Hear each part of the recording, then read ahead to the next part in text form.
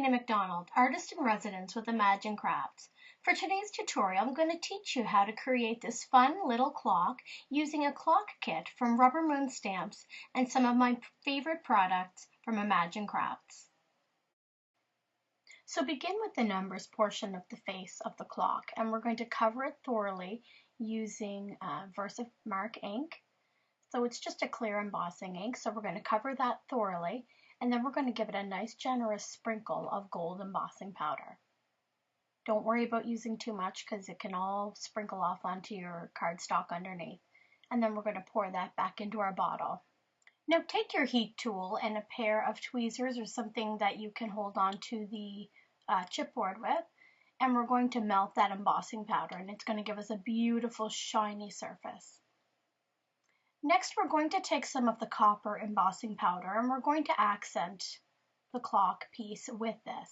So just touch some of the areas with the Versamark ink, and you'll see once you sprinkle on the embossing powder that it's not over the entire surface, and that's what we want.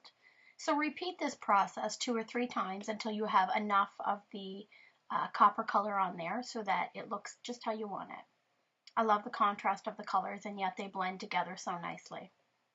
For the center portion of the clock, I'm going to cover it with this pretty star-covered vellum.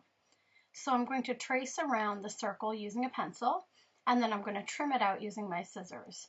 We don't want to adhere this down yet because we would be able to see where the adhesive is, and we want to wait a minute for that. So once it's all cut out, we're going to place it over top of the center portion of the clock. And we're going to see where there's a hole in the center of the chipboard portion and poke a little hole. Then we're going to take the motorized portion. This is where everything's going to be placed. Take the motorized portion and we're going to poke it through the center so that we'll know exactly where the hole is. And then we'll trim out around it using our scissors just to make sure everything settles in there nicely. Now place the vellum on the chipboard. And then we're going to put the motorized portion through the back, making sure everything fits nicely. And then we're going to put the washer over top of that. And then we're going to screw that on nice and tight. Then take your scissors and trim out around the edge to remove any of the excess vellum that we have showing. Now we're going to take our base and we're going to cover it with the black Memento ink. So it's tuxedo black, and we're just going to give it a nice thick floral coating along the top and the sides. No need to worry about the bottom. Do the same thing for the stand. We're going to cover it thoroughly with the black as well. Now you can go ahead and fit these pieces together by inserting the little prongs into the holes in the base. Add another touch of black to make sure everything is thoroughly covered. And then go ahead and set the ink using a heat gun. That'll just help everything to dry quicker and be sure that nothing rubs off or smudges. I've taken Spellbinder's standard circles small and large and nested them together with black cardstock to create this nice ring. So add a touch of adhesive to the number portion of the ring and add it to the black ring. Now using this as a guide, it's going to show us where we can put our adhesive underneath of our vellum because we want to put a little bit of adhesive on that to make sure everything stays in place. So go ahead and touch just a little bit of liquid adhesive or a runner on the bottom portion right under where this ring will go. Once we have that pressed down, we're going to go ahead and add our black ring with the numbers, again using some adhesive. While that's drying, we're going to add a touch of gold to our base here on all 4 edges.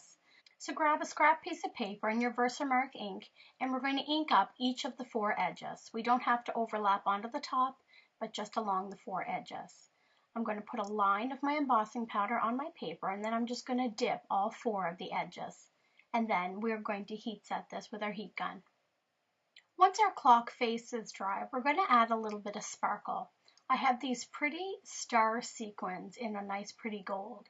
So I want them kind of randomly sprinkled throughout the top of my clock face.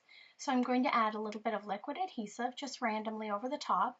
I'm kind of going in a bit of a diagonal from the top right to the bottom left.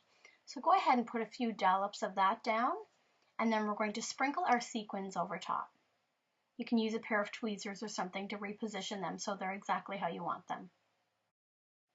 Now you can go ahead and put the hands on your clock. I put a little battery in the back and it's working wonderful.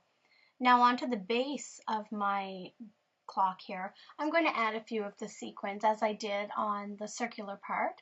So I'm just going to add a few dollops like that, and then I'm going to add the sequins using my tweezers or my fingers, and that's just going to finish everything off.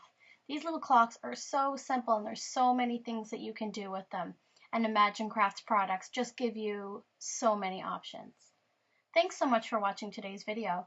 For more project ideas using Imagine Crafts and RubberMoon products, please visit us at imaginecrafts.com and follow us on Facebook and Pinterest. Thanks again for watching. Have a great day.